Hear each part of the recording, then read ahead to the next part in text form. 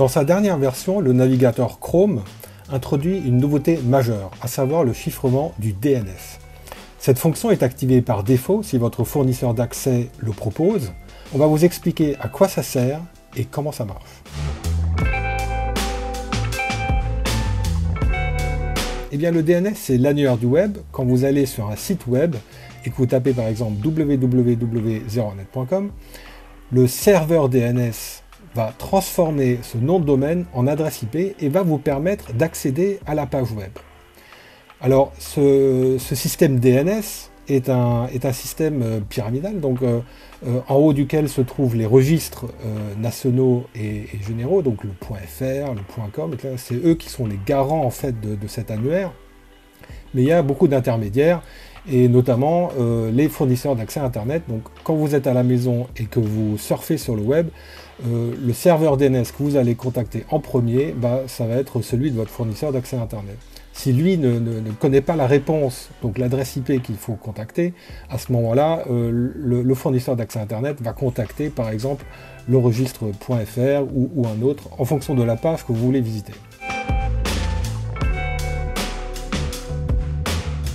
Le souci, c'est que jusqu'à présent, en fait, les requêtes DNS passent en clair sur Internet. Donc quelqu'un peut les intercepter et savoir sur quel site vous vous rendez. Ce qui ouvre donc la porte au tracking et à la surveillance. Déjà un premier gros problème. Deuxième problème, ces requêtes peuvent être modifiées à la volée. Donc un pirate peut se mettre en quelque sorte à la place du serveur DNS et aiguiller l'internaute sur un faux site. Donc sur un faux site Zeronet par exemple. Donc, en ajoutant une couche de chiffrement, non seulement les données DNS ne peuvent plus être lues ou modifiées, mais en plus on est certain d'être en relation avec le bon serveur DNS, donc celui par exemple de votre fournisseur d'accès Internet. Il existe deux standards officiels de chiffrement de DNS, le DNS over HTTPS et le DNS over TLS. Alors les ingénieurs préfèrent généralement DNS over TLS parce que c'est un standard qui est plus clean, plus rapide. Mais celui qui a actuellement le vent en poupe, c'est plutôt le DNS over HTTPS. Il a un gros avantage, c'est que les requêtes DNS passent du coup par les flux chiffrés HTTPS et ne peuvent donc pas être bloqués parce qu'ils sont camouflés donc, dans ces flux web. Et c'est pour ça aussi que dans les navigateurs web, c'est DNS over HTTPS qui est implémenté.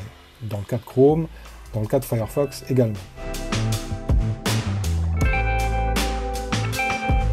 Le chiffrement du DNS apporte une meilleure sécurité pour tout le monde.